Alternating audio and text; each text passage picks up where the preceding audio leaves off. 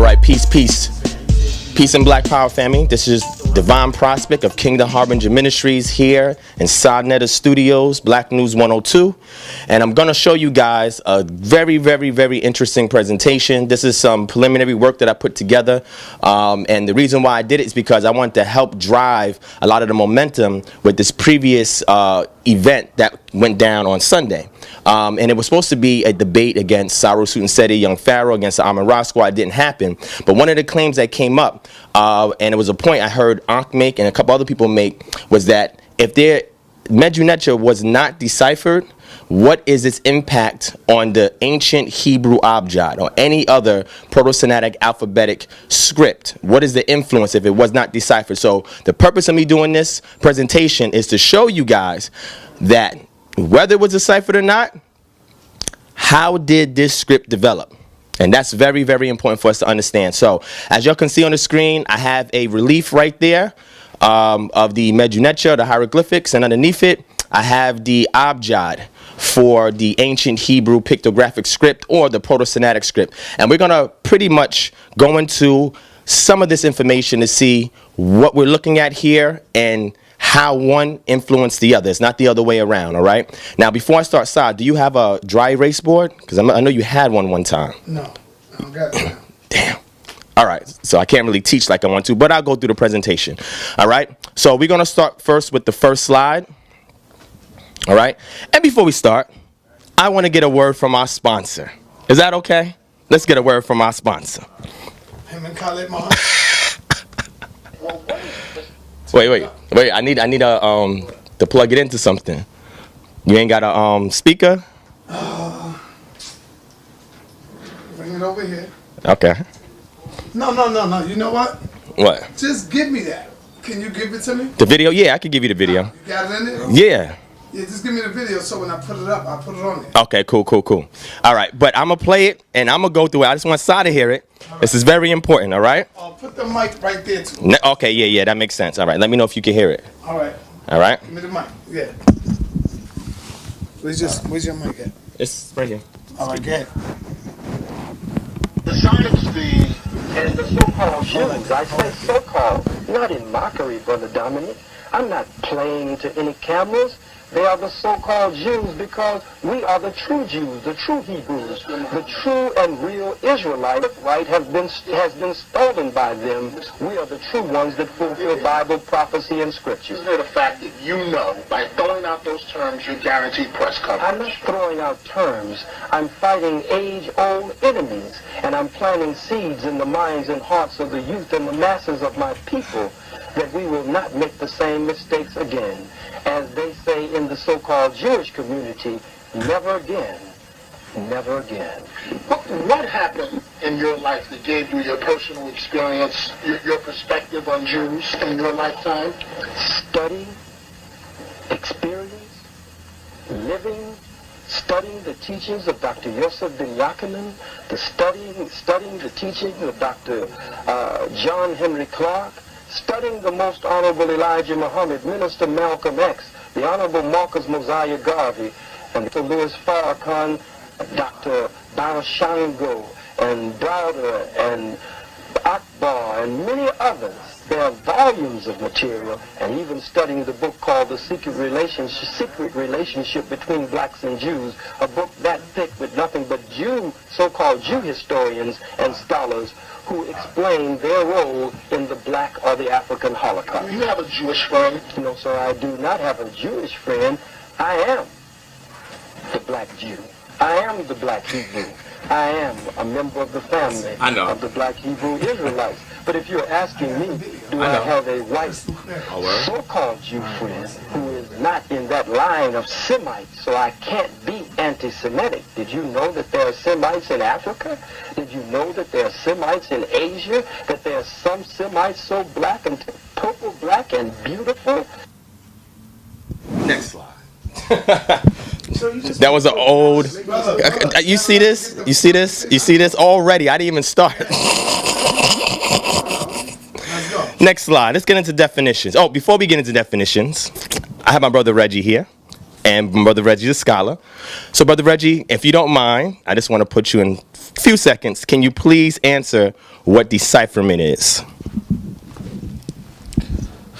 Decipherment is a scientific method of taking codes and or symbols and or characters and transferring them into a language, a natural language, so that it is a scientific method. And so to decipher means that at the beginning of the process, the symbols and characters don't have a definite correlation to any type of language.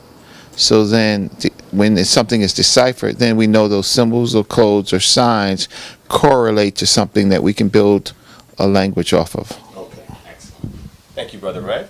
Can I get my definition of it? All right, go ahead. Give it to him.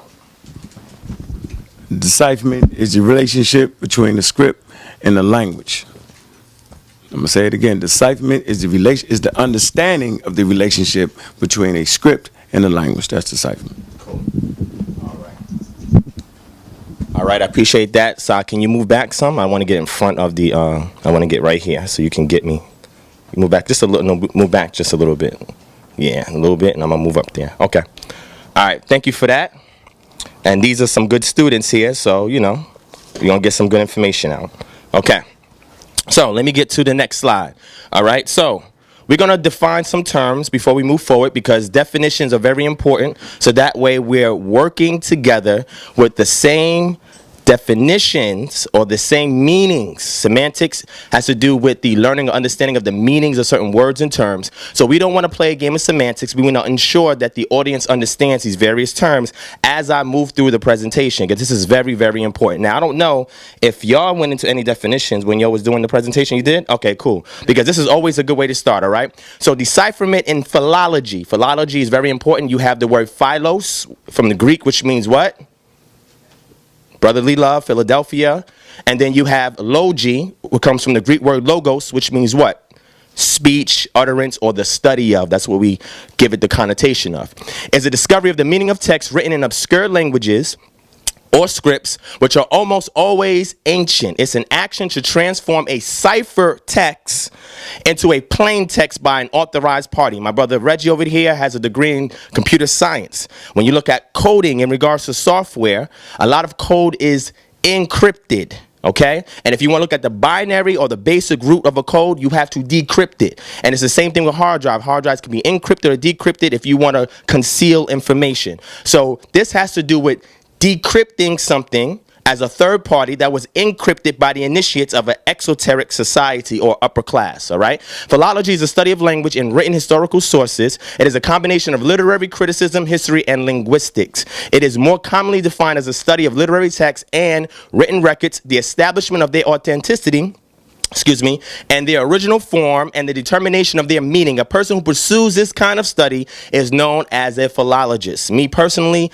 this is what I like to study, the art of philology, looking up words, terms, the etymon of words, where words are found, common words, cognates, etc. All right? Transliteration.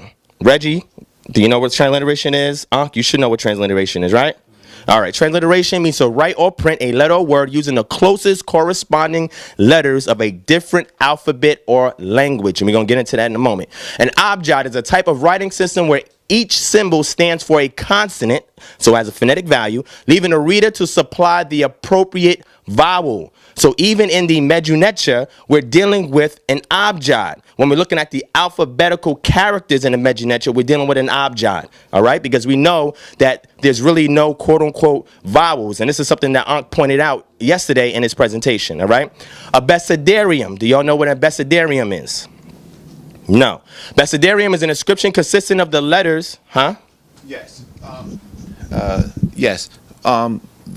There is a inscription prior to let's say the American alphabet by the Etruscans, and that you can formally say is a abecedarium on that particular plate, right? Excellent. That correlates. Now, so that is the artifact that they actually best describes an abecedarian, right? Because it is an ordered alphabet type of system. Yes, right? One quick question. Yeah. Have we found one in Egypt in regards to the alphabetical consonants of the Medu-Neter? We have, unfortunately, we have scribal writings. We have, but we don't have it complete. We don't have it listed out, but there are scribal records, but it's not complete in that order of a Abecedarian.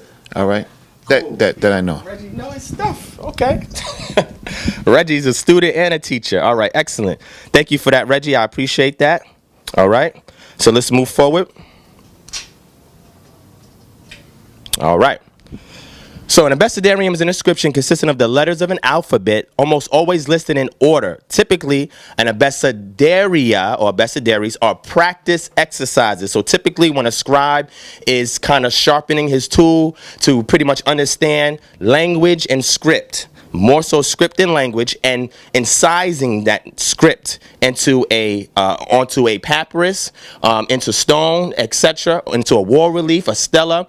So typically what this is a scribe practicing the alphabetical values that have been attributed to characters from listing in order from the first, like we have in English, we have I or A, all the way to the last Z, as in zebra. All right, so we're gonna see this also in here. Acrophoning, and y'all should know what this is. What's the acrophoning? I'm not going to. This is the only participation right here. Yeah, After this, I'm not going to give. I'm not going to give any. What I would try to do there is the definition up there. Mm-hmm. I would try to give an example, Yeah, right? And that's the if you're looking for a Nile Valley African, I can't say that you could. After decipherment, we created it, or it was created. But to see it in the Nile Valley, you're not going to see it necessarily directly, because it's the same thing as the Becedarian, Exactly. right? In the sense of, so do we have that artifact? No. No, I wasn't asking that. I Right. was asking the definition of it. Right. The definition, I think that's acceptable definition of there. Right. Thank you, Reg. Thanks, Reg. All right, this is the only participation. Other than that, I'm just going to run through it. All right, so acrophony is the naming of letters of an alphabetic writing system so that the letter's name begins with the letter itself, like B as in ba or bad, D as in dad or da, etc. Okay, go ahead, Reg. Okay. So let me just correct myself. If I was talking about the Medu-Neter, You said what? if I was talking about the Medu-Neter, I could say no with the symbols, right? Because it's not letters. But if I was talking about Coptic, then you can say so, which is the latest form, where the symbols left to actually become letters. So the latest form of Nile Valley African, which is Coptic, you could have an acrophony, right? Okay. Thanks, Reg. You see, this helps me. I love engagement, and Ankh is just, I don't know where he's at. He's in another world somewhere. But anyway, I got you. Okay, cool. All right, talk about that. You know, said he had that on his shirt. You had the letter, the Egyptian hieroglyph, the I. You had the symbol of the heart. And he said black people. So that principle be, I love black people. I mean, that's an ancient, you know what I mean? That's an ancient method of conveying ideas right there. There you go. And also we find that in the Shen or the cartouche of Ramses. So the Shen or cartouche of Ramses, we have the circle, which indicates the sun, and that is pronounced as Ra, which means sun. And then we have the rest of the glyphs there that represent the other characters and the determinative to give more information to the actual word. But we find that in cartouches, or what we call shens, which are the rings that houses the names of the king. All right.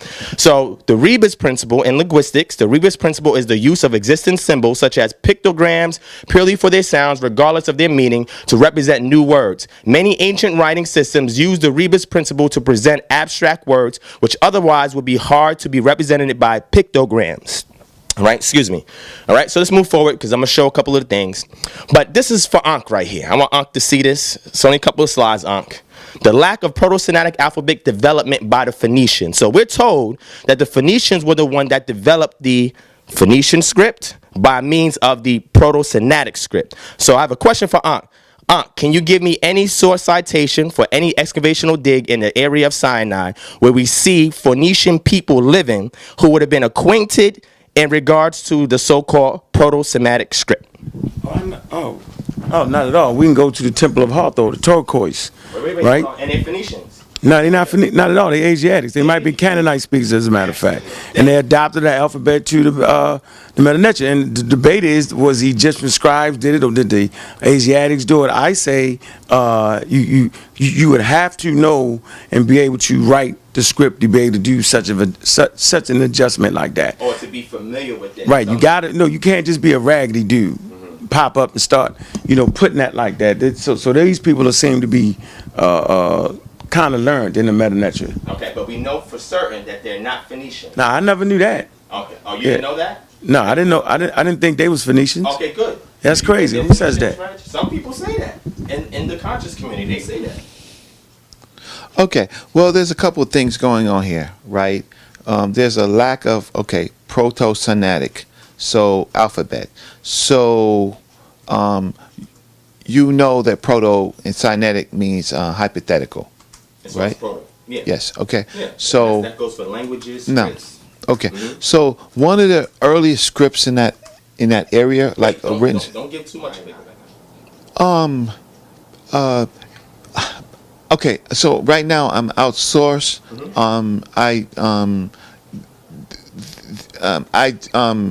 I have read. There is. I can tell you where I've looked at it was in Pharaohs and Canaan.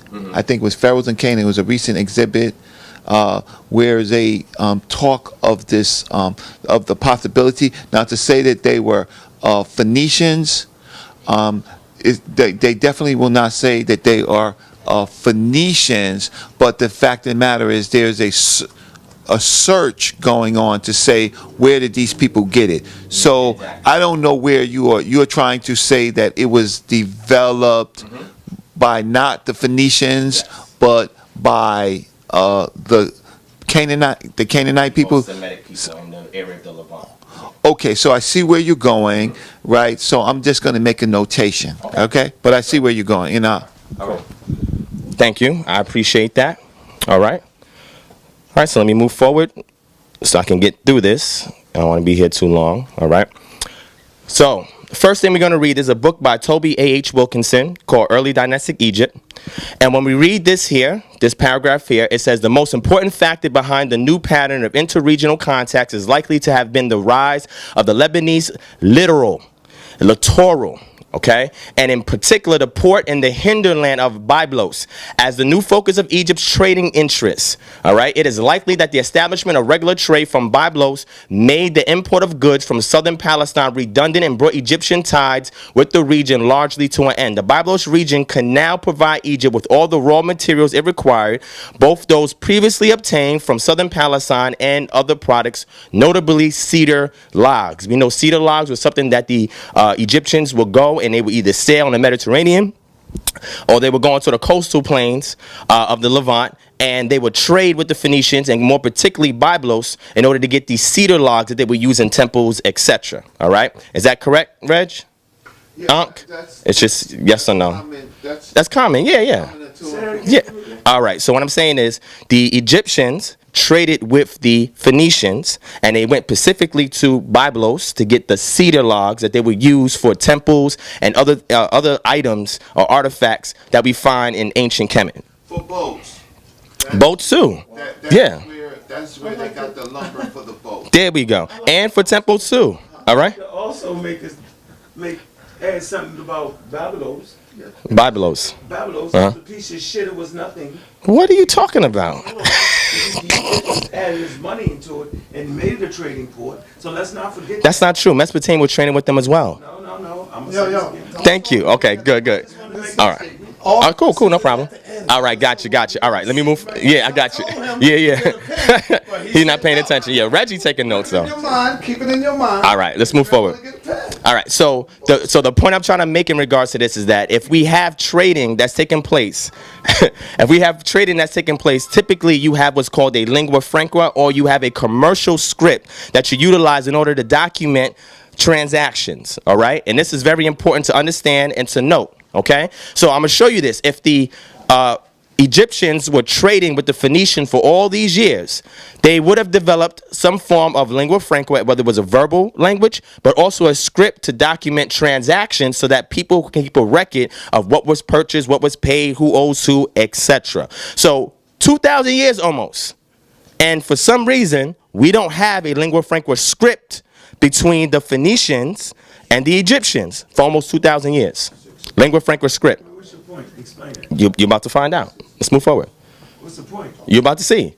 All right? A companion to the archaeology of the ancient Near East. From 3100 to 2686 BCE, and that's from Bar 2000, it is clearly the demand for cedar that led the Egyptian kings to focus on the important harbor site of Byblos in Lebanon. By the end of the second dynasty, Byblos had become so important that the Egyptian king Khafre-Mui, excuse me if I'm pronouncing that wrong, sent a diorite vessel with his name on it to the ruler of Byblos. Other foreign products such as oil, wine were also imported. Ceramic containers for these Levantine commodities have been found at several sites in Egypt, including the royal tombs of the first dynasty at Abydos. Stone vessel fragments inscribed with the names of Old Kingdom Egyptian kings from 2680 to 2160 BCE, and that's a absolute date, not relative date, shows that this type of gift exchange continued throughout the 3rd millennium BCE, all right? So again, I'm showing you, going back as far as 3100 BCE, we have the Egyptians trading with the Phoenicians in Byblos, but we're trying to figure out where is this lingua franca script to document transactions? What were they using? Okay, let's move forward. The Byblos syllabary. Are you familiar with the Byblos syllabary, Ankh? Okay, so the Bible syllabary is very important. It's also known as a pseudo-hieroglyphic script. Proto-Biblian, Proto-Biblic, or Biblic is an undeciphered writing system known from 10 inscriptions found in Byblos. The inscriptions are engraved on bronze plates and spatulas and carved in stone. They were excavated by Maurice Dunand, and you can look him up, from 1928 to 1932, and published in 1945 in his monograph Biblia Grammata. The inscriptions are 2nd millennium BCE, probably between 18th and 15th centuries BCE. So remember, this is taking place from the 18th to 15th century BCE. Keep that in mind. Examples of this script have also been discovered in Egypt, Italy, and Megiddo. All right? Now, what I want to focus on is this right here. Relations to other scripts. Some signs, for example, and we have several Medu-Neter signs here, and I'm going to go into some of those later, look like modified common Egyptian hieroglyphs. And this is it right over here, the script right over here, all right?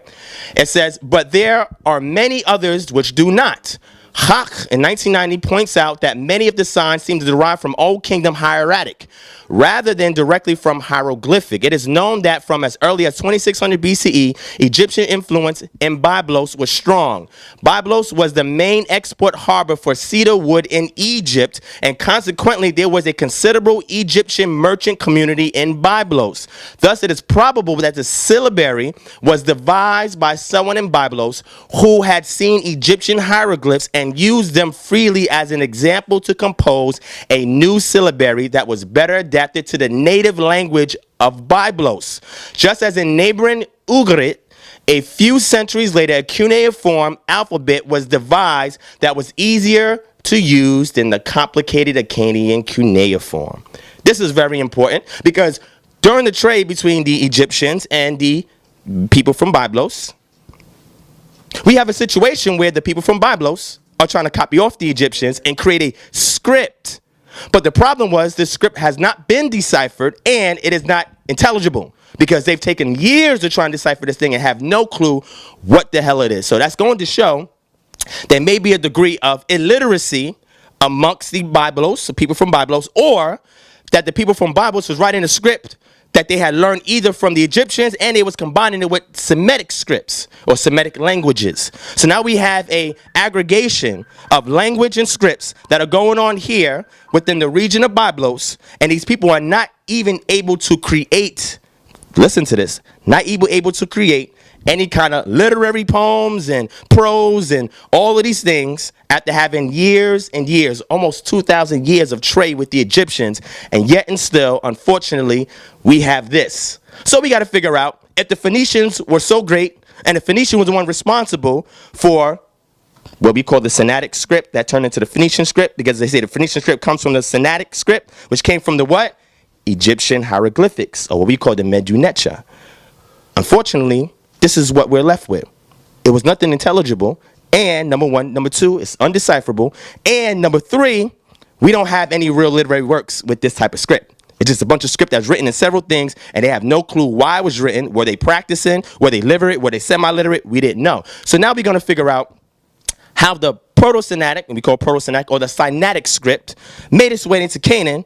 And since we already established it wasn't by Phoenicians, we got to figure out who's bringing that script there. Which Semites are going in and out of the Levant region that are bringing this script into that area. All right? And my brother Reggie, I think he knows where I'm going at with this. But I got to show some more slides. So the next section is the Middle to Late Bronze Age development of the Medu-Neter to Proto-Sinaitic ancient pictographic Hebrew script. I should have put that in parentheses, Hebrew script. And the reason why I'm saying this is because there was a development period from the Middle to Late Bronze Age. We're going to see as far as script, not language, and we're going to go into that too, where we see a situation where a particular ABJAD was in the process of being created from peoples who had great affinity towards the Egyptians. So anybody today who subscribes to being a Hebrew Israelite has to be honest and say that the script that they're using, they can give thanks to the Kemetic people, so the people of Kemet, because their script was borrowed to create their script, or their characters were borrowed to create their script. And that's something that I think Aunt pointed out. You pointed that out yesterday. And you looked at me and said, do you agree? I said, yeah, I agree. I have no qualms with that. But verbal language predates script. So they would have had a social memory of a verbal language that they would then have to grab some hieroglyphs and create a script out of it that can reflect their verbal language. But we're going to get into that and we're going to see. Time frame. Middle to Late Bronze Age, huh? And that's interesting because we're talking about Canaanite speakers. And so we're going to agree that the Hebrew come out of the Canaanite speakers. Where do you think they came from? I'm saying, where do you think they came from? When they supposedly, according to the narrative of the literature, and I'm not really dealing with literature today, you had Semites that are bringing language with them into the Nile Delta and settling in the Nile Delta. We have the Libyans to the west, we have the Semites to the east, or the Amud to the east. And to the south, we have the Nilo-Saharan peoples, which would be the original stock who gave life to the upper or low, I would say not upper, but yeah, upper and lower Nile. All right? So let's move forward. Now, you guys can go and check out this article right here from Manfred Betek. Manfred Betek is one of the most renowned archaeologists and excavators in the region of the Nile Delta, and he uncovered what we call Avaris, or some may call it Goshen according to the scripture, or what was called later Pi Ramses, which had a northern and southern district. All right, so in this article right here, we get to see that they've had several symbols that they have written upon on funerary items that they were buried with, cultic items that they also possess, and also their building structures in that region. So we see that some kind of script is being written, symbols are being used, not that it may have been intelligible, but symbols were used to designate certain things that was written on certain items that they found either buried with the peoples or that they found in cultic items or structures that were there. And this is very interesting, okay? Which goes to show that those symbols meant something, and these people were bringing a social memory of their language into the region of the Nile. You say what about the Hyksos? I didn't say nothing about the Hyksos. You're not paying attention. It's because that's their capital. Avaris, the capital of the Hyksos. Recent excavations at Tel Adaba by Manfred Betek. All right. If you want this article, let me not give it to you. I read over 15 of his articles, and it's very sound. I got the $400 book, the $300 book. You keep saying $400, $300. That's what it is. It's a good Somebody gave this to me for free in a university. Come on, Ankh, stop. All right, Ankh, you got the book. That's you old school. I can't carry around a million books with me like you do. Yeah, okay, I get you. All right, so let's move forward. No, so what I'm saying is they brought a social memory. What is a social memory? Do you know?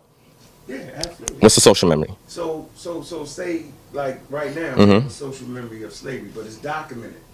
It's well documented, but we have a memory of it. We talk about it, and we might exacerbate it, might take something from. That's what you do. You try to keep it alive in the culture. Yes, amongst peoples, not individually. Because he can't. He get excited. He asked for the video. All right, let me go. All right. I got you. Okay, yeah. All right, let's move forward. All right. Now, Semites entering in Kemet in the 19th century BC or the 12th dynasty, bringing with them customs, culture, and language, which is a social memory. And we see here colorfully dressed Bedouin identified as 37 Asiatics asked for permission to enter Egypt in the 19th century BCE, wall painting from the tomb of Nomarch, Khnum Hotep, and Bani Hassan. The head Bedouin, whose depiction has been emphasized by a cleaning of the wall, is identified as the ruler of a foreign country, Ibsha. Egyptian literature too tells that Asiatics or the Amu and foreigners came to Egypt or Kemet to graze and water their livestock. So what I'm just showcasing here is Semites coming into Egypt, bringing their customs, their culture, a language, and everything else that makes them who they are as a social memory that they embed into the regions that they moved in the Nile Delta, which we saw previously would be the region of Avaris, which was one of those particular places. That would be the nome that we were singled out. All right, so this is going to show you the Semites coming in, bringing their language, customs, cultures, and so forth. Let's move forward. All right, and I want people to see this because we have to make a distinction between language and script. Language predates script. Script comes much later. Okay, as people develop, the script comes later. You can have a language and no script, but you can't have a script without a language. And if you have a script and you're just using symbols that is not designed to be read, like we standard would read a script in a book or whatever, but it's designed to impart give a signal to, a sign to make a reference to something that people who are the initiates or the ones that are using the symbols will be able to encrypt and decrypt between amongst one another. All right. So this article right here from the Proceedings of the Royal Society, the Bayesian Phylogenetic Analysis of Semitic Languages identifies an early Bronze Age origin of Semitic in the Near East by Andrew Kitchen, Christopher Eret, Shifra Asafar, and Connie J. Mulligan. All right. Now, you may be familiar with Kitchen. You know who Kitchen is? Have you heard of him before? As far as Egyptology? No. Okay, move forward. The evolution of languages provides a unique opportunity to study human population history. That's why we look into the script. The origin of Semitic and the nature of dispersals by Semitic-speaking peoples or populations are of great importance to our understanding of the ancient history of the Middle East and the Horn of Africa. Semitic populations are associated with the oldest written languages and urban civilizations in the region, which gave rise to some of the world's first major religious and literary traditions in that region. In this study, we employ Bayesian computational genetic techniques recently developed in evolutionary biology to analyze Semitic lexical data by modeling language evolution and explicitly testing alternative hypotheses of Semitic history. We implement a relaxed linguistic clock to the date language diverges and use epigraphic evidence for the sampling dates of extinct Semitic languages to calibrate the rate of language evolution. This thing is scientific and I read it like 10 times and I love it. All right, but we're gonna keep going. Our statistical tests of alternative Semitic history support Semitic histories, and that's one of them that I'm touching on that just showed y'all, that somebody's coming into Kemet. History support an initial divergence of Akkadian from ancestral Semitic over competing hypothesis and African origin of Semitic. We estimate an early Bronze Age origin for Semitic approximately 5,750 years ago in the Levant. Did you hear that? 5,750 years ago is when they could date back to furthest using this Bayesian phylogenetic method. Excuse me. This method is also used for the scientific method is also used for dating, for synchronisms in ancient Egypt. And I mentioned that in the Minority Report. Yes. I'm right here. Yeah. I'm in the abstract. All right. So 5,750 years ago is where we actually get the earliest Bronze Age origin for Semitic languages. You understand? Not script. I'm talking about languages. All right. So the Akkadian represents the what? The East or Western Semitic? Reg, do you know? Western. Wrong. Eastern. Western, you get what's called Phoenician, Canaanite, then you get Arabian, South Arabian, then you get Hebrew, then you get Ugarit. Ugarit is also a Western Semitic language, but the Eastern Semitic language is Akkadian, right? Okay. So it says, where am I? And further propose that contemporary Ethio-Semitic languages, and what's Ethio-Semitic? Y'all should know this. Horn of Africa, Somalia, Djibouti. What else is over there? Ethiopia. What else is over there? You have the Amharic and the Ge'ez. These are what kind of scripts and languages? Semitic, correct? The see, here's the thing. They are. Yo, I want you to finish. Okay, got you. All right. Can you write a note, Reggie? Write a note, Reggie. All right. Okay. All right. So Ethio-Semitic languages of. When my wife comes Okay, I got. How much time is that? home, she get off work about 6. Okay, so we got time. All right. So it says, and further propose that contemporary Ethio-Semitic languages of Africa reflect a single introduction of the early Ethio-Semitic from southern Arabia, approximately 2,800 years ago. All right. So again, we have a acculturation taking place in that region, and this article, you could definitely look it up and read it yourself, and you can see all the scientific data that's in here because they use a scientific method to analyze lexical data. But because The Semitic languages started in Africa, is that what that said? that's not what it says. You didn't listen to anything. It's okay. Hold your question. Thank you, Reg. All right, let me get to the conclusion. We use the Bayesian phylogenetic methods to elucidate the relationships and divergent dates of Semitic languages, which we then related to epigraphic and archaeological records to produce a comprehensive hypothesis of Semitic origins and dispersals after the divergence of ancestral Semitic from Afro-Asiatic in Africa.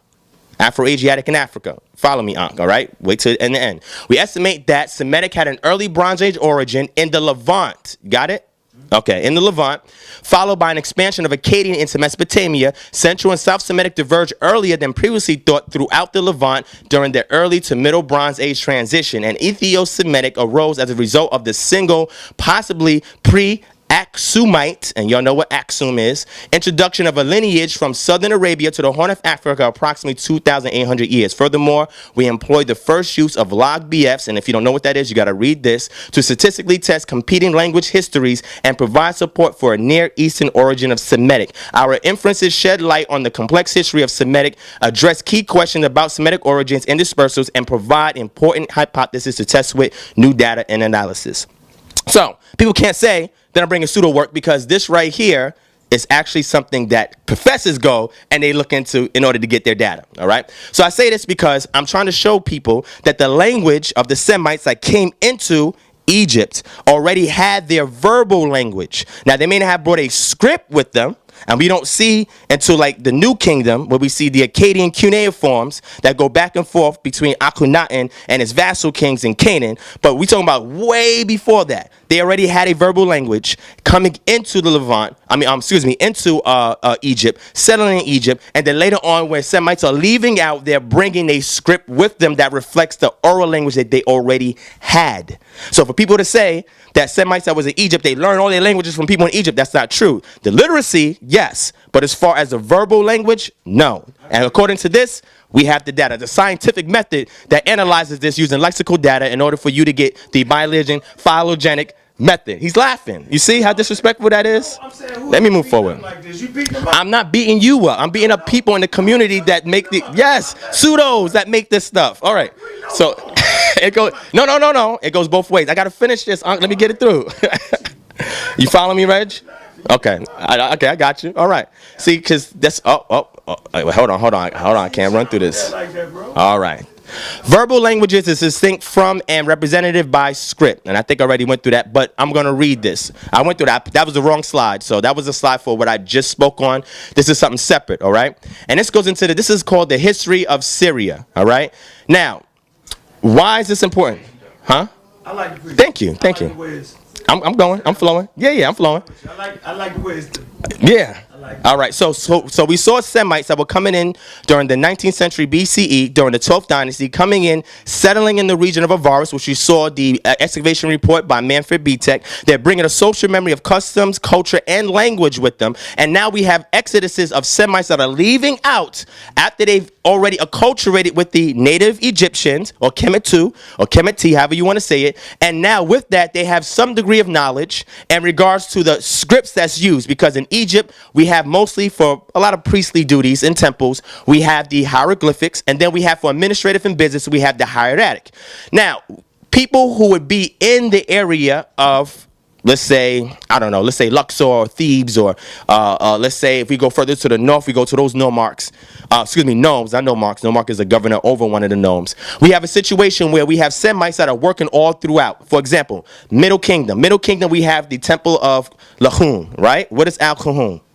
I'm not going to ask him, but Al-Kahun. Al-Kahun is a Middle Kingdom site where they had a temple. And in that temple, and I have the records on me if y'all want to see this afterwards, at that temple, you had the Nubians, you had the Semites, you had the Egyptians all working together, and everybody had various posts and jobs and roles to do at the temple. So we saw an amalgamation of the Nubian Bedouins who were coming from the south into the east, and we have a situation where we have the Semites that's coming from northeast that are making their way into the area of Al Kahun, and they were working there as people who were doing certain temple projects, or they were doing building projects for the Nasuts at that time.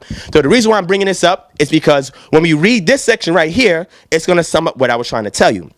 In his book, History of Syria, including Lebanon and Palestine, by the Gorgias Press, which you can look up, we're going to see how they proposed that these Semites actually learned the script or had some knowledge of the script through acculturation and use that to create their own script in alphabetical format to reflect their Semitic language. So they're going to give you their proposal, and then I'm going to give you mine, and we're going to move forward. And I have over, if y'all want to see it, 60 slides that validate all of this. And I don't have time to go through that now, but I'm going to show you. No, I got a lot of work. Thank you, sir. Say that again. Say that again. Yo, you damn sure giving them that work. You giving them that scholarship, brother. And he said so much to me, like, I agree. And that's cool, because I don't take a... No, exactly. And that's what I'm saying. We have more in common. You do. We have more in common, but a lot of my community, they're not adept in studying like this, so sometimes they may take a dogmatic approach into presenting something to you, thinking it's objective, but it's really subjective. Just follow me. First to use an exclusively alphabetic and well-developed system of writing and to disseminate it throughout the world, the Phoenicians. Now remember, we debunked that. And I'm not going to say debunk it. Let me be nice. We rebutted it. Yeah, I got you. Yeah. Let me get those in. Okay, I'll give it to him. Get another set. Yeah, put the camera on. So I'll say it one more time. I said, yo, can you get me some of them fringes? I like those right there. Fringes. Let me show them the fringes. The red, black, and green fringes. You see that? And you can put it on anything you want. Or if you want it without the clips, we can give it to you so you could just put it right on. Because after this, Sa's going to be a Hebrew Israelite. Now, let's work. All right, come on. Let's work. Let's work. Pay attention. You already Hebrew? Wait, say it again. I said, I'm already a Hebrew Israelite, but that's not just what we are. We all of that and some. There you go. And you know I have no argument with that. We just saw Khalid Muhammad set it off before we began. Now, let's get it in, all right? I see you. Let's go. First to use an exclusively alphabetic and well-developed system of writing and to disseminate throughout the world, the Phoenicians, which I say I rebutted, I'm not going to say I refuted, but I rebutted it, evidently received the basis for this. Now listen to this, family. I want y'all to listen to this, all right?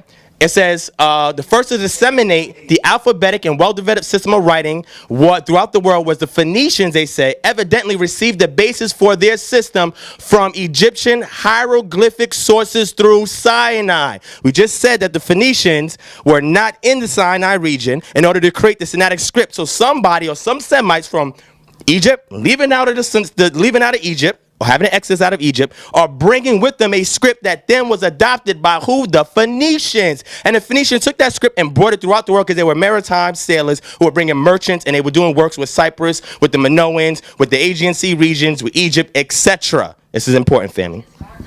Oh, wait, that's my alarm. All right, let's keep it moving.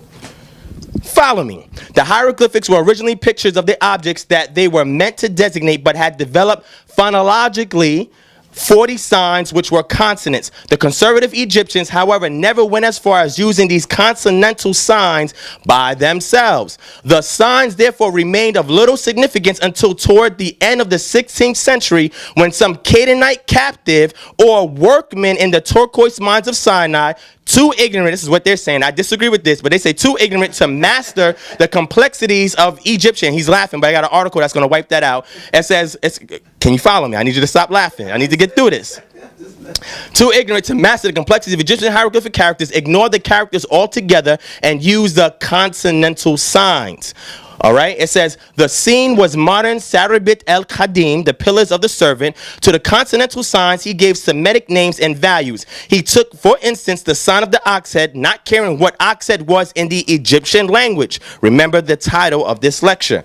And called it by a Semitic name, Aleph. Then applying the principle of acrophony, which I mentioned earlier, he used this sign for the sound ah. According to this principle, the letter is given the initial sound of the name of the object it represents. It is a principle utilized in the old nursery rhyme, A is for archer, B as for boy. The same treatment he accorded to the sign for house, calling it bit, and using it for the sound B. To the sign for hand, calling it yud, and using it for Y. To the sign for water, calling it mem, and using it for M. To the sign for head, calling it resh, and using it for R. Thus did the Sinaitic workman utilize only the alphabetic consonantal signs in order to create the script. Follow me. Let's move forward. Wadi al-Hall. Can y'all tell me about Wadi al-Hall or Wadi al-Raqba? What is that? What is Wadi? What is a Wadi? Let me ask you that since you study geography or the lithosphere or topography in regards to ancient Kemet. What is that? There is a dried up river that's normally a route from the Nile to what sea? What's the sea to the east? There's different. The Red Sea. Yes, there's different wadis, but I'm referring to ones that, like you said, it's a dried up riverbed, or it's an offshoot of the Nile that was once there, but it became a route to get from the Red Sea to the Nile. And sometimes a lot of these wadis were used to bring items from the Red Sea and going across the desert to the Nile River. All right? And at one point, and seasonally, sometimes they would be active, but over time they dried up. Because there's also from Dr. Faraji's work, there's a yellow Nile. Yes, blue, white, and yellow. Yep. Thank you. Thank you. It hasn't been deciphered, right? What hasn't been deciphered? Sometimes they say that. I'm just saying. This is not designed to be an intelligible literary work. This is an abecedary. Hold on, it has been deciphered. It's an abecedary. And if you know what abecedary is, it's a representation of the ABJAD of a particular language. We already went through this, Ankh, but follow me, Ankh. Follow me. Reggie's follow me. All right? Now, Wadi al-Hall, if you don't know what Wadi al-Hall is, like I said, I have several documents at the end. And if you guys want it, hit me up. I could definitely email us and you can research it. But Wadi al-Hall is where we actually find during the Middle Kingdom the first representations of what is called the Sinaitic script. So it didn't develop first in Sinai. It developed first in ancient Kemet. Yeah. That's very interesting, and it's attributed to Semites. Wait a second, you gotta follow me. Follow me here. This is important. Remember what we just read. Remember what I said earlier. This is that work. Well, we gonna work it through. Now, can you make through? So how'd I get in trouble if that's correct? I'm not twisting nothing. I'm not twisting nothing. I'm giving you data. And then on top of the data, I'm giving you my proposal of that data because I'm working my way to the hypothesis, and we're going to see what my theory is at the end. That's called the scientific method or methodology that I use for epistemology to discern what is known and what is not known. This is, thank you, Reg. Is it ready, sir? It's recorded? Say it again, what you say, Reg? Okay. I mean, you never gave us your direct thesis. No, I didn't. Because I wanted to get discovered at the end. So I'm just presenting the data, and as I'm presenting the data, I'm applying to that data. And then up on top, they have the Ankh. For some reason, Yes. Of course they have the Ankh. Why would the Ankh not be there? That was something that was evident all throughout Egypt, and even if Semites were living there, they would be familiar with what the Ankh is. Right? You would see the kings with it. The Nasuts would have it, right? You would have some of the what you call us with the priesthood.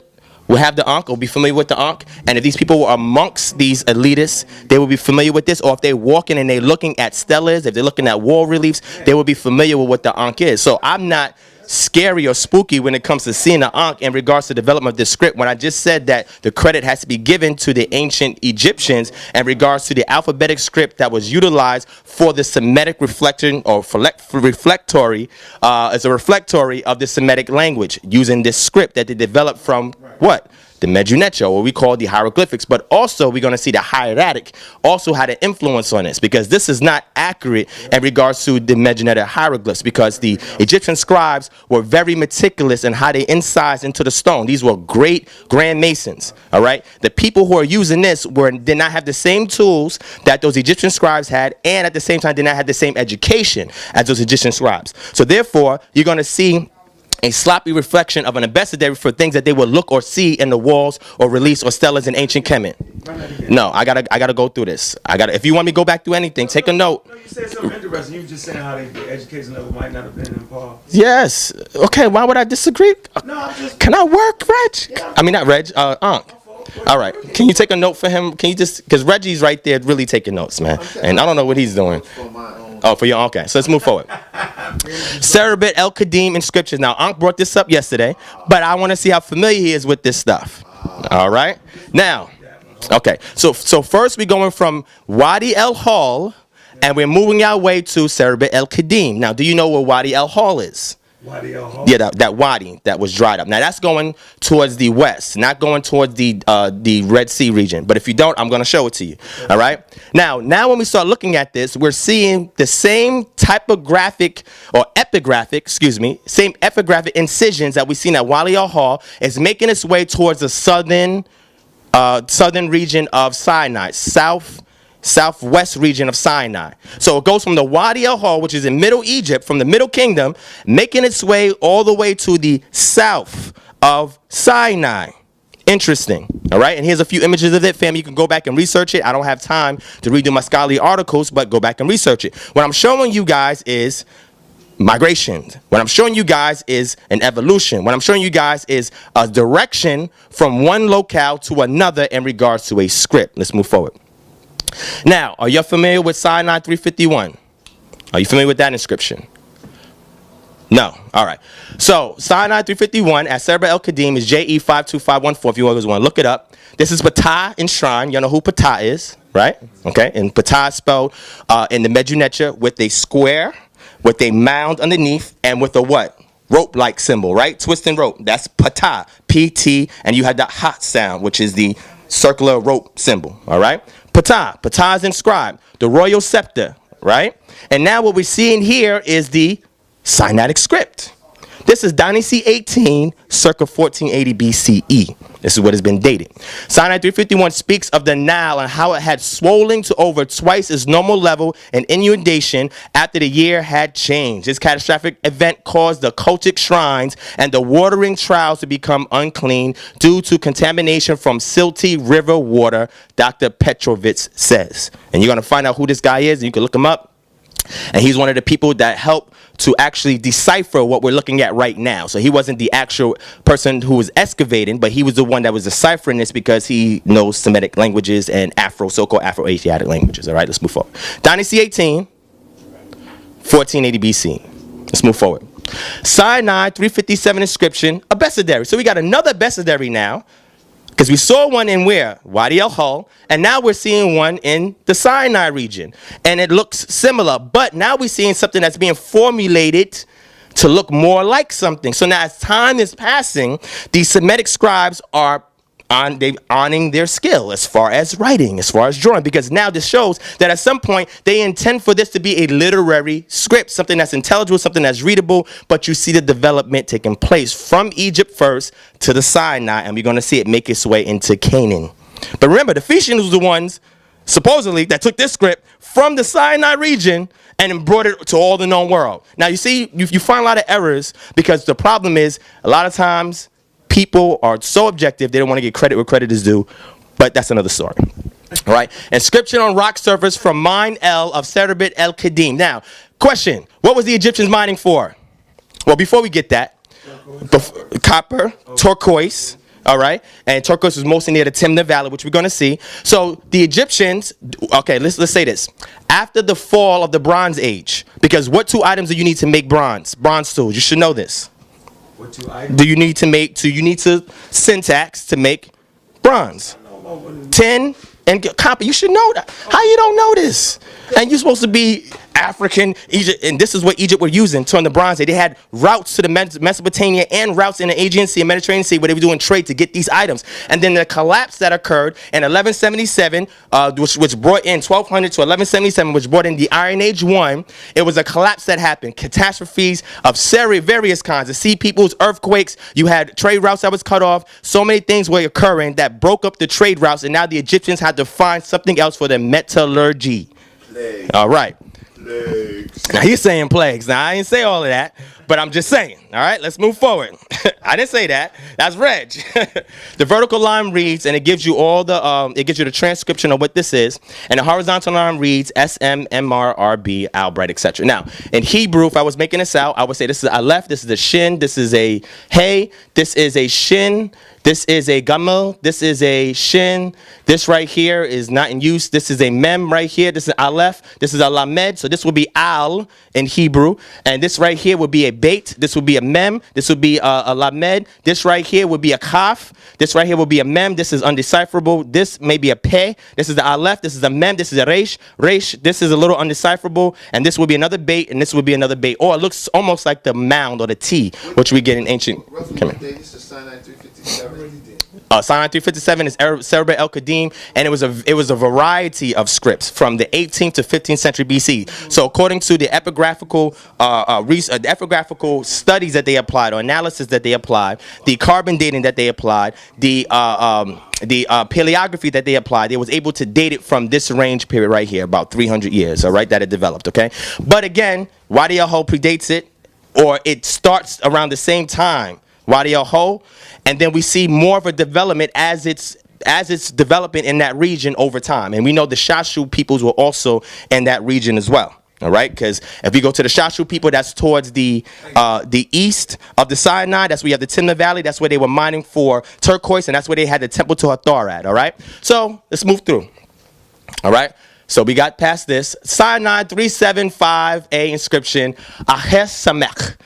Ahi Samach in Hebrew, Ahi Samach. And we're going to actually see that there's a name that's here in one of these artifacts. Interesting. Let's read it. The language of the world's first alphabet could have been Hebrew. This is according to an archaeologist who has spent the past 4 years piecing together the letters of the alphabet. Pictured is the tablet Sinai 375A containing the name Ahi Samach, mentioned in Exodus 31:6. So now we know this is at least a Semitic name, and it's inscribed using the Sinaitic script. Now, for people who know Hebrew out there, which I'm one of them, I can make out which one of these characters make the name, but I know Reggie and Ankh, they're not scholars of Semitic languages, and that's fine, all right? So, when we look at an electronic drawing of Sinai 375A, which includes a separation of words and identification of proto-consonantal letters with biblical or modern Hebrew letters next to them, red lines or word dividers added by Dr. Petrovitz.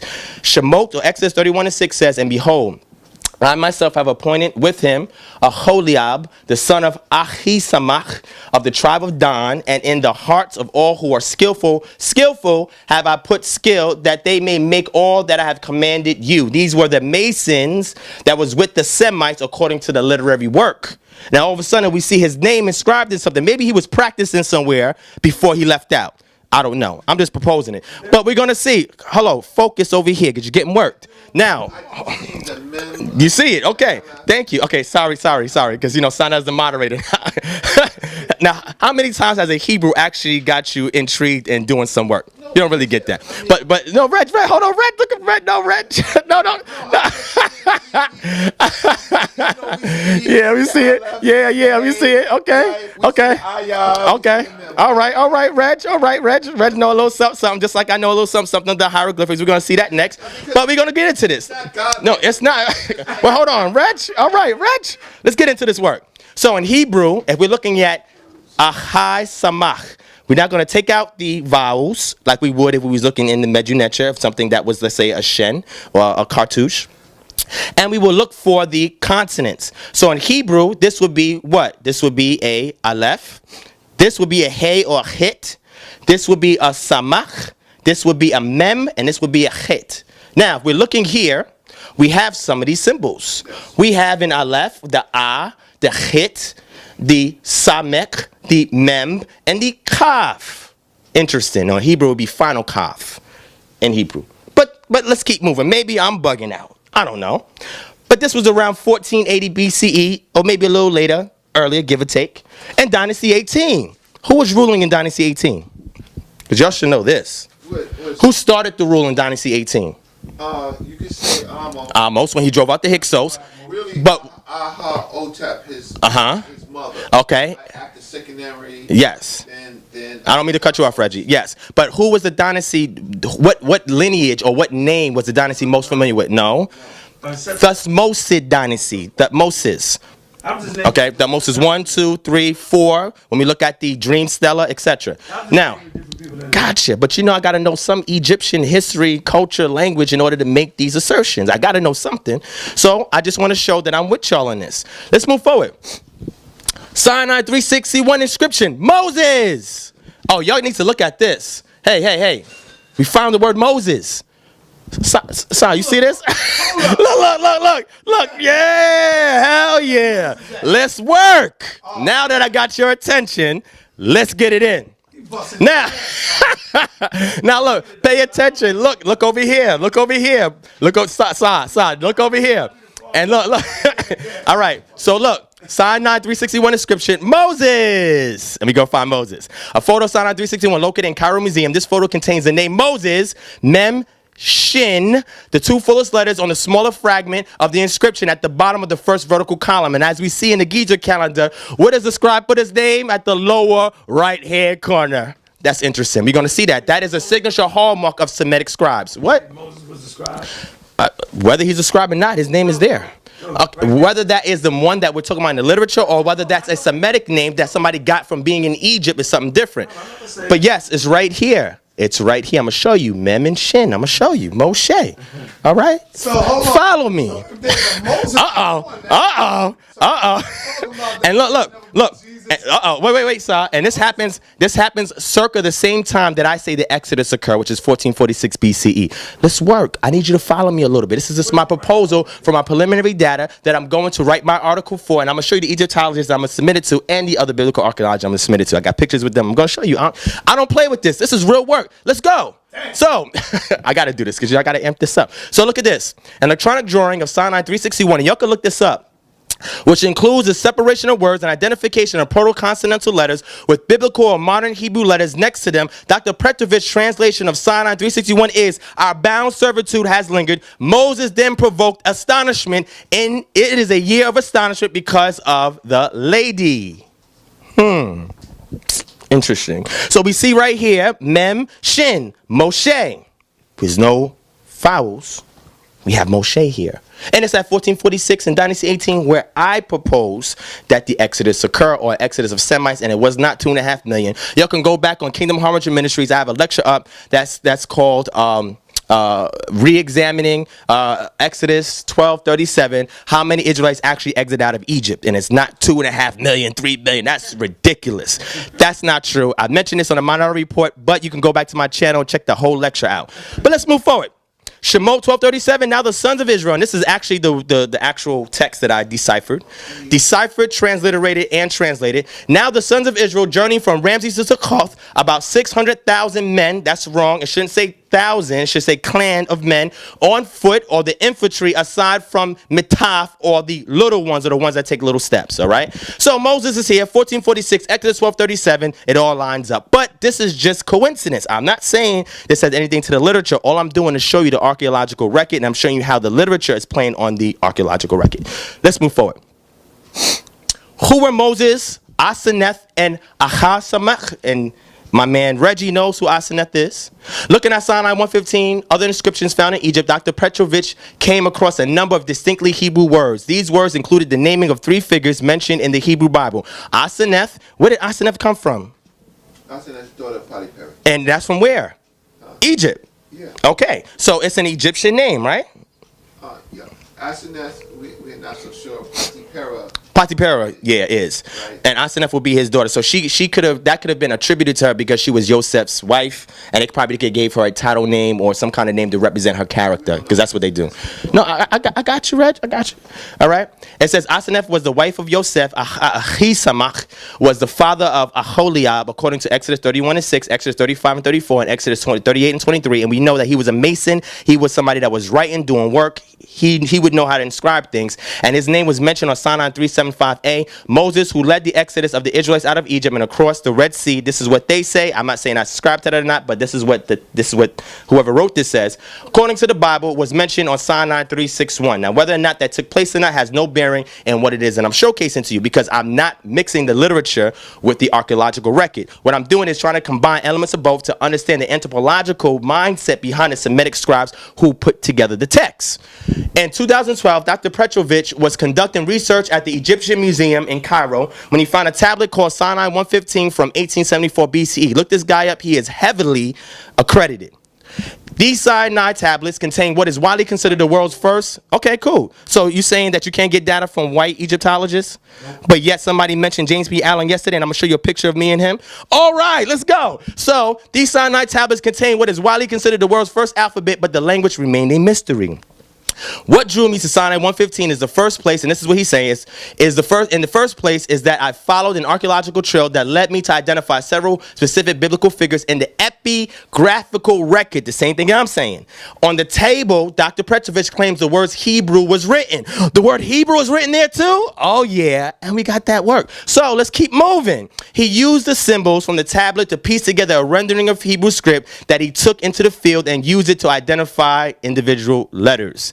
Looking at the other inscription found in Egypt, he came across a number of distinctly Hebrew words, including the naming of 3 biblical figures, Aseneth, Ahisamach, and Moshe. Now, when you study Semitic languages, you're able to tell if it's Western Semitic, Eastern Semitic, based on the infixes, the suffixes, and the prefixes, and how certain consonants are arranged. But we know one of the hallmarks is a triconsonantal root amongst them. But then the endings or the modifiers, they change. That has to do in regards to grammar with the Hebrew language. And you go to Kingdom Harbinger Ministries, I'll break all of this down. This is what I do. Kingdom Harbinger Ministries. Harbinger. Not Kingdom Hall. Now, you crazy, all right? Evidence for the presence of these Israelites in Egypt has not been discovered specifically before, Dr. Petrovich says, and this is one of the main reasons scholars mock the Bible. Ahisamach was written on Sinai 375a, and Moses was mentioned on Sinai 361. There are several distinctly Hebrew words within the corpus of 16 texts that I translated. Dr. Petrovich told Mail Online, and he also told Daily Mail UK.uk. All right, and don't mind this. This is not what he looked like. But let's move forward. The American Schools of Oriental Research. Do you guys know what this is? Because you can't make a mock, not y'all. You can't make a mockery of Semitic culture if you do not study it. Just like you can't tell people you can't mock Egypt unless you study it. So are y'all familiar with this? The different meetings of all the renowned scholars and professors and those who are credited. Are y'all familiar with this? Yes, no? We are familiar with portions of them, but we also have a problem because it was a linguistic hijack of renaming the peoples for their purposes, making them Asiatic and all. Okay, well then that's different. That's a conclusion that you would come to based on your research and data and things that they would disagree with. No, they did. Okay, I agree. But you know about the Oriental Institute in Chicago, right? I've been there. Have y'all been there? No. Okay, I got video coming out with me being in. I'm going to show y'all this work. I'm also going to the British Museum to go get all those Hebrew artifacts that you asked me about. It's coming up. You're going to see. Now, let's keep reading because I'm part of 2 societies that will give me visas to go travel and get this information. I'm bringing it back to the community so we can analyze it and make something about it. I'm not just talking, sitting there as an armchair scholar. I'm actually going out in the field doing work. So let's look at this. Douglas Petrovich. Glad I've inspired. Wilfrid Laurier University, Hebrew as the world's oldest alphabet, paleography, and translation of the proto-consonantal inscriptions of Egypt's Middle Kingdom. Sinai 115, Wadi el-Ho 1 and 2, and Lahum bilingual Astrakhan. For roughly 150 years, scholars have attempted to isolate the proper Semitic language of the elusive proto-consonantal script. Universally recognized as the world's oldest alphabet. This script is attested at Egyptian sites such as Wadi el-Ho, which I named, and Lahum. Remember I mentioned Lahum? Al-Kahun, which was the temple of the site, Middle Kingdom, where we find one of the few places where we can actually see the artifacts of middle-class people that was working on the projects for the Nasuts, their temples, their building projects. We also have another one called what? Medina el Deir, or Deir el Medina. And that's another site where we have people that are working on the Valley of the Kings, Valley of the Queens work, and they're living in their own society by themselves. They're not as smart or as brilliant as the upper class elitists, but we find... Sex stories. Okay, I'm gonna keep it moving. I don't know what Reggie talking about. With the most voluminous amount of witnesses, Sinai, Cerebit, El Kadim. Until now, these attempts. Excuse me. Until now, these attempts have been largely unsuccessful, although the meaning of several Semitic words have been identified. While drawings and photographs of these inscriptions have been published, most of the texts have gone untranslated in their various publications. After stumbling across the writing of the word Hebrews in a text that features the earliest attestation of proto-consonantal letter, the present writer successfully has identified Hebrew as the language of the proto-consonantal script and translated 18 inscriptions of Egypt's Middle Kingdom and New Kingdom eras. And what I'm going to do for you guys, because I already have it, I don't want to spoil it, I'm going to get actual photographs of this because I've got invited to see this stuff, and I'm going to bring it back for y'all, and we're going to have fun with this. Now, why you want to go with me? You going to help fund this? Where you going? I'm going to tell you later. Wait till we done. Because this is a Hebrew Israelite that's actually trying to do some work. I'm trying to help my community and then help your community understand us understand you, and create a bridge. It's about unity. I'm not here to bang or to argue or to beef. It's about unity, and this is what we need in our community. I just want to go. Okay. I'm going to take Reggie with me. Why wouldn't they at this point, why wouldn't they show the primaries? I just showed you 3 primaries, Reg. No, I want to see the Hebrew primary. I just showed you 3 primaries. That's I want to see the word Hebrew. the word Hebrew? Yeah. Oh, okay. Yeah, we got that later. Reg, you got to let me work to something, Reg. Okay, so look. So we got Hebrews and we got Moshe, all right? And we got Ahasamach, okay?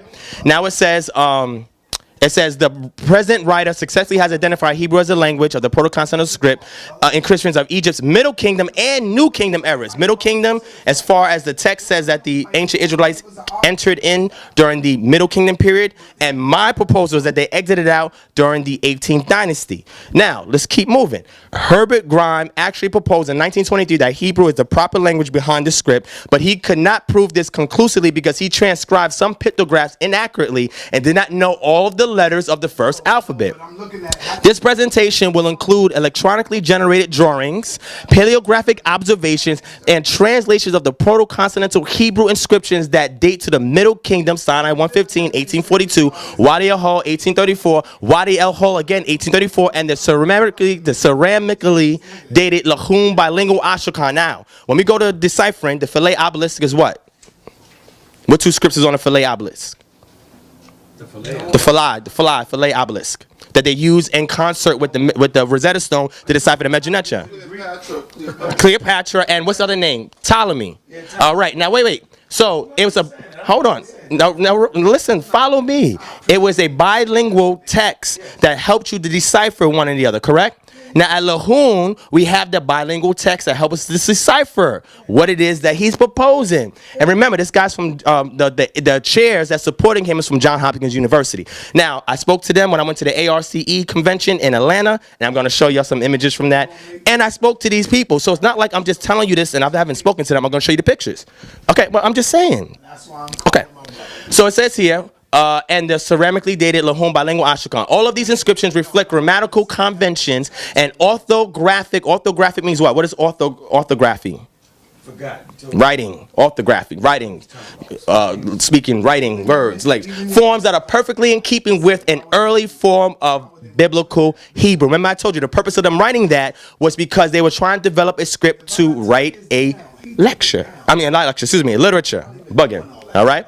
Aaron Wilson Wright, a previously unrecognized early alphabetic inscription from Egypt in the Hibbert collection. This is somebody else also in concert with these chairs that are also presenting the origin in regards to Sebra El Kadim and using reflectance transformation imaging technology to offer a tentative paleographical analysis and dating of it. I suggest that the inscription records either title Zakhenu the Elder or the adjectival designation Zakhenu Old, referring perhaps to wine. Again, when we're looking at this, we're not looking at people that are sitting at home on the internet. These are people that are actually doing the work, and I've spoken to them to verify some of these claims. And I'm going to do more work in the field to verify more. Let's move forward. All right? This is the article that goes into some of the stuff that I was saying. The world's earliest alphabet inscribed on stone slabs at several Egyptian sites was an early form of Hebrew. A controversial new analysis concludes. Israelites living in Egypt transformed that civilization hieroglyphics into Hebrew more than 3,800 years ago, at a time when the Old Testament describes Jews living in Egypt, says archaeologist and epigrapher Douglas Petrovitz of Wilfrid Laurier University in Waterloo, Canada. Hebrew speakers seeking a way to communicate in writing with other Egyptian Jews simplified the pharaoh's complex hieroglyphic writing system into 22 alphabetic letters. Petrovitz proposed on November 17th at the annual meeting of the American Schools of Oriental Research, which I showed y'all. There is a connection between ancient Egyptian texts and preserved alphabets. That's a highly controversial contention among scholars of the Bible and ancient civilizations. All right? Many argue, despite what's been recounted in the Old Testament, that Israelites did not live in Egypt as long ago as proposed by Petrovitch. Biblical dates for Israelites stay in Egypt are unreliable, they say. Why? Because they're looking during the Ramses period, looking for evidence, and there's nothing there. And if you go back to the Minority Report, I give my whole dissertation in regards to my position in regards to the anthropological evidence that's based off some literary elements, but mostly archaeology. Alphabetic inscriptions on an ancient stone slab have been identified by a researcher as Hebrew and translated. A drawing of the slab's inscription show early Hebrew letters next to corresponding modern Hebrew letters in green. Inscriptions along the left edge of the slab translate as the one having been elevated, weary to forget. Inscription across the top translate as the overseer of minerals, Aches Samek. Scholars also have proposed to assume for more than 150 years that the oldest alphabetic script Petrovitch studied could be based on any group of ancient Semitic languages, but not enough is known about those tongues to specify one language in particular. And then it keeps going on and going on and going on. And you got it on camera so you guys can read it. Let's move forward. Go back what? I have to keep going. Several biblical figures turn up in the translated inscriptions, including Yosef, who was sold into slavery by his half-brothers, and they became a powerful political figure in Egypt. Yosef's wife, Asenath, Yosef's son, Manasseh, a leading figure in a turquoise mining business that involved yearly trips to Egypt's Sinai Peninsula. Moses also was on there, who led the Israelites out of Egypt, is also mentioned, Petrovitch says. And it goes in one inscription dated 1834, translate as wine is more abundant than the daylight, than the baker, than a nobleman. This statement probably meant that at the time or shortly before, drink was plentiful, but food was scarce, Petrovitch suspects. Let's move forward. The word Hebrew and biblical names discovered in Sinai 115. I'm not going to be able to play this, but this is a video where Petrovitch himself goes over everything that I just laid out for you. But I'm going to skip it to save some time.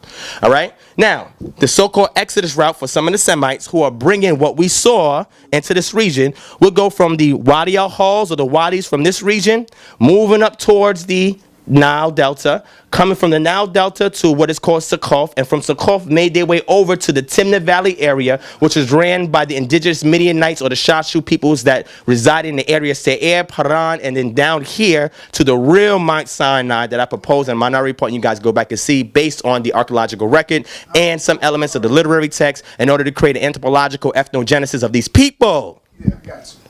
And you'll start to see, because where's Serba El Qadim? Can you guys point it out to me if y'all know where Serba El Qadim is?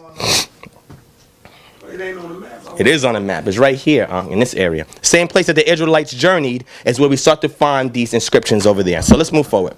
Timna Valley inscriptions. Timna Valley, I'm showing you the map. Timna Valley is in this region right here. All right, let's move forward. We see these inscriptions here. So we have an Aleph. We have a Resh over here. We have a Wav, we have a Shin, we have a Tav. So now we start to see more of these scripts that are making their way to the Timna Valley area. And now we start to see a route of these Semites that are leaving out of Egypt, and they're bringing a script with them as they're developing it over time, because they want to utilize it at some point for literary languages so that way they could share their social memory. All right, let's move forward. And that's late Bronze Age. Migration route from Kemet to Canaan. Wadi al-Halls right here. What's this? Valley of the Kings, Abydos, Luxor, which is Thebes, we know. We have El Baal-Yana, which is this city right here. We have the Nile River right here, which is our blue or white Nile. Which one, Reg? Which one? This right here. Is this blue or the white Nile?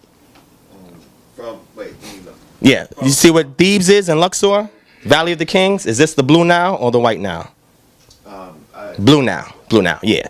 So what I'm showing you is Egyptian mining operation from 2000 to 1200 BCE. We have Semites that are leaving out of Egypt, and they're making their way down to Serba El Qadim, and they're making their way over here to the Timna Valley, and they're settling in this region here, which is Midian, and which is where Edom is at. And we have inscriptions from the Temple of Soleb. Are you familiar with the Temple of Soleb?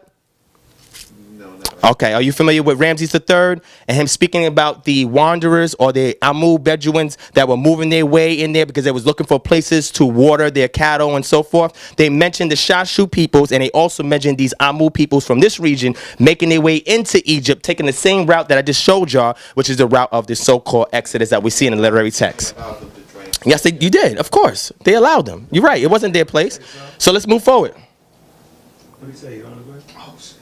Well, I just was looking at. All right, let me. My problem with the map is that I don't see Aswan, so I don't see. Oh, Aswan will be the first cataract between. All right, cool. All right. So now, Iron Age 1, which is 1200 to 1000 BCE, is Israelite literacy. Because you know, Ankh says Israelites were dumb, they weren't literate. I'm about to get it in. You know, Ankh says the Israelites was dumb, the Israelites are not literate. Didn't you say the Israelites were not literate? Is that what you said, Ankh? Remember you said that they were not literate? You say that? Yeah, the Israelites is not. When I say literate, I mean widespread literacy. No. Right. Clean it up. Don't clean it. Was there widespread literacy in ancient Kemet? No. Say it loud. No. Okay. So It's not widespread literacy in America. there you go. All right. So it was only the upper class or the elitists, correct? The officials, the priests, the Nasut. They're more literate than the Israelites. And then we see some literacy or semi-literacy looking at those two middle class cities. Your flight late, Devon. It's tomorrow. Tomorrow. You gotta leave to get there. Yeah, Let the tell him planes come leave. not leave and get there. My plane leave at 8:28. Right, he'll be here at 6. He's coming. But this is gonna take me an hour to get there. No, it ain't. It's gonna be less than that. Maybe about 45 minutes. You good, man? Maybe 45 minutes. Okay, then take a. You wanna take a cab? I could pay for your cab. No, you good, bro. Okay. Takes 2 hours, man. Come He's on. trying to run. Yeah. All right, look. Iron Age 1.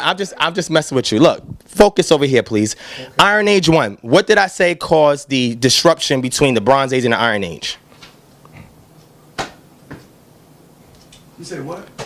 The disruption between the Bronze Age and the Iron Age. Have you heard of Eric Klein? The destruction. A well-renowned. You saying, wait a minute. What caused the disruption between the Bronze Age and the Iron Age? What happened in between to transition from bronze to iron? What happened? And the only peoples that were spared from this was the ancient Egyptians. Everybody else in Levant and Mesopotamia, well, Mesopotamia was also okay. It was mostly the Levantine region from Syria all the way to the Negev Desert, all the way to Sinai. Earthquake happened. Sea peoples happened. What else happened?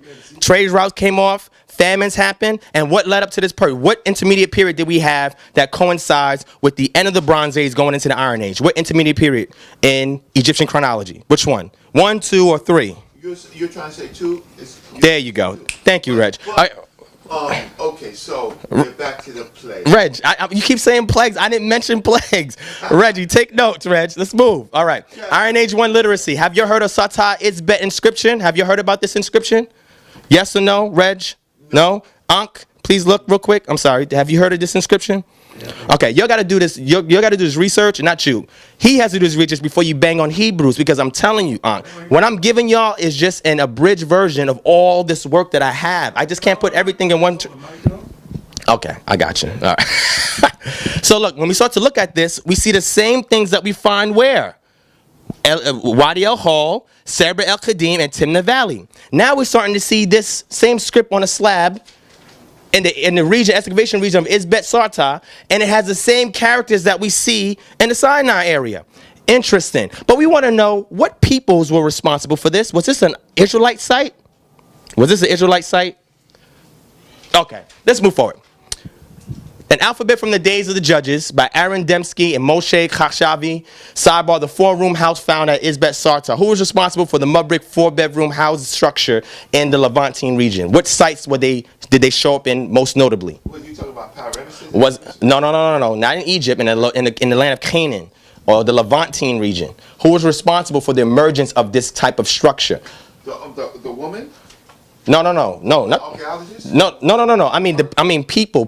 What people in ancient times were responsible for building 4-bedroom mud brick houses? We had a main room in the center, and it was flanked by 3 other rooms. The Israelites or Judean sites. Yes. So these cultures started to emerge on the central highlands. Canaanite sites, according to. It's called Israelite sites, and I'm gonna show you the 4 people. I don't know if Beatrix or what's her name? Manfred Betek, you talking about? Yeah, Manfred Betek. No, but he doesn't deal with this region, Reggie. He only deals with Avaris. He's not the one that actually. I'm sorry. He's right. Kenyan too. Okay, good. Okay, okay. Wait. I don't know if they ever classified it as Israelite site. No, but they didn't. But we have other archaeologists that have, Reggie, and I got over 50 of them in the Minority Report, which is another lecture I have, but I can't do it right now.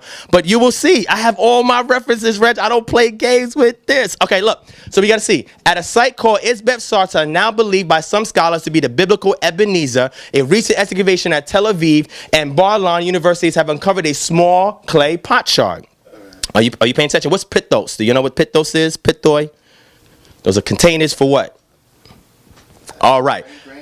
Grain and liquids. All right. Mostly what? Beer. Right? Beer and bread was what a lot of workmen were paid. Right, Reg? All right. Let's move. So it says, which, however, is the most important single find of the excavation. The shard contains the longest Proto-Canaanite inscription ever discovered. The unimpressive looking shard measures only 3.5 by 6 inches, but it contains a dramatic addition to the study of ancient Hebrew epigraphy and to the early history of the alphabet. Inscribed on the shard are 5 lines of letters. Most of the letters on the 4 lines have been identified but make no sense as words. We suspect that they are random exercises and writing letters by a student scribe. Remember, that's what the Besidariums are.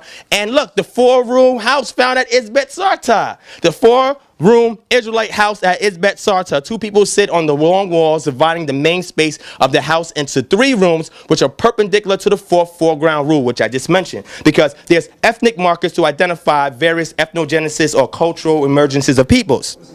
Burial signs, funerary rites, cultic items, diets, what you're buried with, how you buried. Are you buried to the south with your eyes towards the west, or you buried to the south with your eyes towards the east? You know, we see that in the Badarian cultures and in the Potter cultures, and also in Avaris. We see different burial sites, cultic items, animals. You know, in the scriptures, in the Bible, Hebrew Bible, there is Leviticus or Vayikra chapter 11, which explains or outlines a dietary law. And we look at these sites during Iron Age 1, Iron Age 2. We don't find no so-called unclean animals, which is called like pigs and dogs and any kind of crustaceans, anything like that. These are various ethnic markers that you use to understand the emergence of peoples, because after Egypt was weakened, its power in the Levant region, due to the sea peoples that we know Ramses III and a lot of other people had mentioned, guess what? You had new cultures that were emerging in that region. Let's keep it moving. And one of those things here I'm showing you, this is what the 4-bedroom houses look like, and these are things that are Israelite markers or an ethnic marker in regards to a new culture that's arising on the scene after the Egyptians are weakened, the so-called Peleset or Periset. What's Periset, Reg? Periset. Periset is Peleset in Hebrew. That has to do with the so-called Philistines. This was one of the sea peoples that was mentioned by Ramses III in his mortuary temple where he died at. When he talked about defeating the sea peoples, he had Periset on there. And when we look at the Medjugorje hieroglyphs, we'll see how to spell that. And we look at the cognates that's there in Hebrew. All right, let's move forward. Iron Age 2. More Israelite literacy. So we see the literacy start to develop from the time of Egypt coming through the Sinai and settling in the area of Canaan, right? So, you said that there were no widespread literacy, but you do agree that there was some literacy or semi-literacy by the upper class or the elitists of the Semites that was in Canaan, right? What time period? I'm showing you Iron Age 2. Yeah. Okay, good. He agrees. The Kerbit Kayafa Ashagan inscription, 10th century BCE. If I didn't engage him, I would have been done already, so it's okay. All right, let me finish. So you have the Ophel Pithof inscription from the 10th century BC in Jerusalem, a Jerusalem site that they excavated, and they found this pot shard. Again, we're seeing the same symbols that we saw at Sarta Isbet, the same symbols that we saw in Kerbit Kayafa, which is another site, the same symbols that we saw in Wadi El Hall, Serbet El Kadim, and guess what? Timna Valley. We see a migration, we see a settlement, and now when the sea peoples come on the scene, the Bronze Age ends, the Iron Age emerges, the coastal plains are populated by the Periset or the Peleset, which are the Philistines, and they're moving their way towards the Jordan. They encounter some peoples that are already living there in the central highlands or the mountain highlands of that region, who then fan out and they start up a confederation of Semites that comes together to resist against the Philistines, and they emerge as a nation-state people. This is reflected in the literature when the people talk about Saul, David, and Solomon, these are all characters that reflect what was going on at that time. Now, we're not talking about the accuracy of the literature. We're looking at the archaeological record to see if it lines up with what the literature is saying, so we can build an anthropological case for the emergence of these people. Follow me. All right, I went through this. The Gezer calendar, which some of y'all may be familiar with. Gezer's agricultural calendar, and we have the old Hebrew word of Yeriach, or Yeriahu, which is multiple, or Can we just say ABJAD though? You keep saying all right. Israelites, you keep I say Israelite sites because I have over 40 documents where I'm showing you over 15 different scholars reference those sites as Israelite sites. And if you want to see it, I have the references. So we have the Gezer calendar. So now we have a schoolboy's exercise, or somebody who is an agricultural farmer that has literacy now at this point, and now he's jotting down when to sow, when to reap, when to plant, what to harvest, etc. Now we see literacy start to emerge more on the scene. This is by the 925 BCE. From 950 to 925 BCE is what we actually have here as the provenance of the Gezer calendar. Let's move forward. Zayit stone abecedary. Now we got another abecedary. This one is from the 10th century. Same regions where the so-called Israelite sites are at. And now we have a full abecedary now. You see this? Now we can start making up better characters and the arrangement that they will be in. So we have the Aleph, the Beit, the Dalet. We have the Wav, the Hey, the Hit, the Tet. We have the Yod. We're starting to get all of these characters that we start to see reflective in the Hebrew Israelite literature. And we can also see the same reflection here in the Gezer calendar. Let's move forward. The Sumerian Astrakhan. I don't know if you're familiar with that, but now we see more of a hieratic script going on here now. See? Now we see more of these calligraphic kind of scripts where it's all fancy now. Now we got scribes that are being more and more educated, becoming more and more of the elitist class, and now their literacy starts to develop into an almost hieratic type of script. But this is called the Phoenician script, or the so-called Paleo-Hebrew. But we know it's called the Paleo-Hebrew because the culture here in Samaria, that site city, was run by the so-called northern tribes of the Israelites. And again, like I said, I have all those articles I can't refer to now, but I'm showing you literacy developing and being written down. And this Ashika tells people, what do you have to either put in here or put out? Finish up? All right, let me finish. I'm almost done. I'm going to finish. I'm going to stop here. All right, I'm going to stop here. I'm going to stop. I'm saying after I finish these few slides and I'm done. The Siloam tunnel inscription, 8th century BCE. Now we start to see something that's done by the upper class and the king.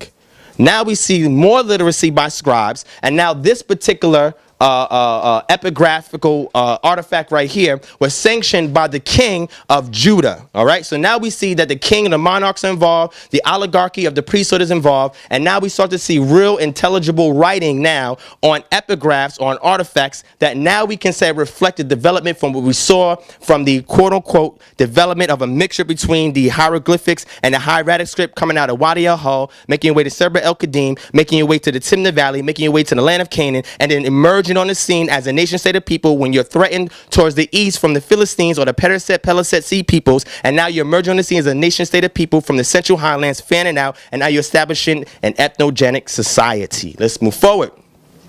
The Yod He Wav He Sebaot inscription, the Hebrew ot is plural, feminine plural. 8th century BCE. This limestone inscription from a burial cave in Judah, 800 to 750 BCE, is written in Paleo Hebrew script and reads, "Cursed be Hagab, son of Hagab, by Yahuwah Sebaot." The phrase Yahuwah Sebaot, often translated as Lord of Hosts, appears over 200 times in the Hebrew Bible, especially in prophetic books such as Isaiah and Jeremiah. The museum's inscription is perhaps the earliest non-biblical evidence for this name. The name Hagab, which means grasshopper or a lotus type of insect, also appears in Ezra 2 and 46. So now we're seeing more literacy by a layman who's creating a funerary text that's reflected in the tomb that they found where this person is buried. Let's move forward. The Marzeya papyrus from the Bruce Fernini collection from the 7th century BCE. And we have it right here on papyrus, and this is from the 7th century BCE. So now we see writings also on papyri by these peoples. And the Marzeya papyrus, the oldest surviving Hebrew papyrus by several centuries, the earliest extant written witnesses to the name of Elohim, Egypt, 7th century BCE. So, Jeremiah 16:5 said, "But thus says Yahuwah, do not enter a house of mourning." Marzeya is the house of mourning, or go to lament or to console them, for I have rejoined my peace from this people, declares Yahuwah, my loving kindness and compassion. So now when we read this script, we see the first mention of Elohim. All right, let's move forward. Telerad letters, you can go back and look at this, more literacy. And now some of these literacies are written by the captains or soldiers that are stationed at certain ports or sites defending certain borders in regards to the Judean areas. We also have the house of Yahuwah Ashrakan, and the house of Yahuwah is somebody who's dedicating something to a temple in Jerusalem. They're dedicating wine there, oil there, several things that we see also reflected in the Torah. Let's move forward. 6th century BCE. The Yavneh Yam inscription, 7th century BCE. And this right here is an appeal by a layman, a commoner, who's working in the field, who actually is not meeting his quota. So now what happens is his overseer takes his cloak and steals his cloak from him. So now he's making an appeal to the governor so that way he can get his cloak back. And now we see legal code now developing that is acknowledged, yes, that is an Ashrakan. That's now acknowledged.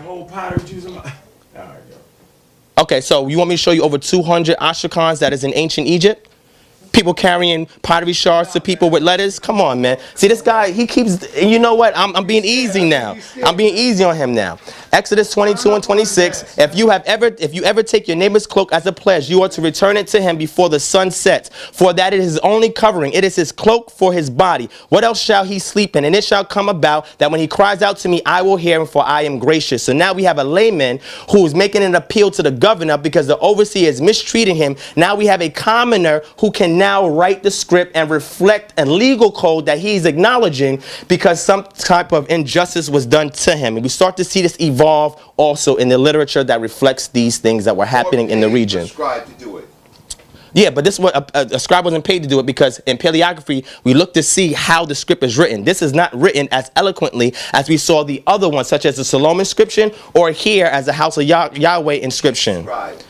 Okay, come on, Reggie. Stop, Reggie. Let me move forward, man. You see, they're getting stirred up, so it's okay. I like this. The Lachish letters, 6th century BCE. More writings, and this time you can look at it. You see this?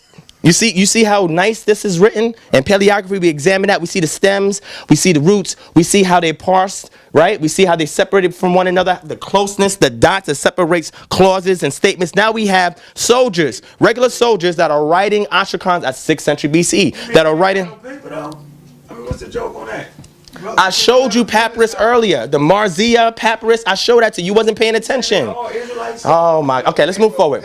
Let's move forward. Thank you. Thank you. All right. How was the transliteration of the Mejanetha revealed? Oh, this is the end right here. I'm not going to go into this. I wish I could, but I don't have time. But I'm going to Sir A. Wallace Budge, his work, Easy Lessons in Egyptian Hieroglyphs. And I was going to show y'all by using the Philae obelisk and the Rosetta Stone how you can look at names in shens or shenus or cartouches in order to decipher at least the alphabetical values that are placed on some of the characters by using the classical Greek in order for you to decipher what's going on and transliterate what you see in the ancient ancient Egyptian hieroglyphs and start to make sense of what you're seeing. But then they start to realize you have rebus principle, where some things also represent the word and the character itself. Then you have certain other things such as determinatives, ideograms, phonograms, all this other fun stuff, because Egyptian was never written to be a purely alphabetical script. All right, let's move forward. All right, they used Ptolemy and Cleopatra, and they deciphered it using these, looking at things that are common, also looking at the names, knowing how they're written in Greek, etc. Then you go down and you start doing name places, almost like a word search game. And then you start to decrypt,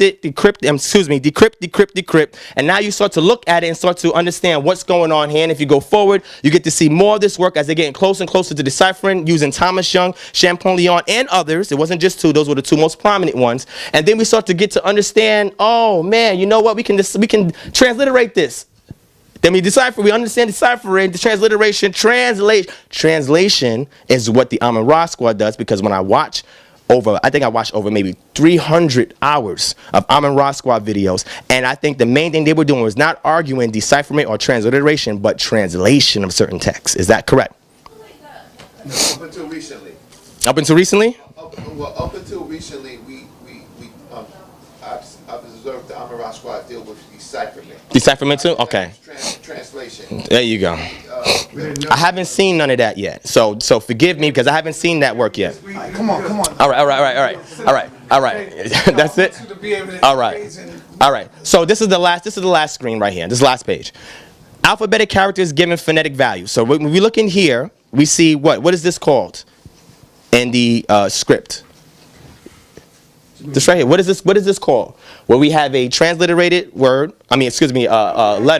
Okay. Trying to figure out what are you actually trying to ask. Well, I'm not asking you. I'm saying when you look at this, what is this telling? What information is this conveying to you when you look at it? It's a transliteration. Thank you. But we just saw decipherment so we can understand how they got some of these letters, right, for these symbols, correct? Now remember, also in the Mejunecha, you have various symbols that could represent any of these phonetic tones, right, that's conveyed, or letters, that's we call letters in English, that's conveyed.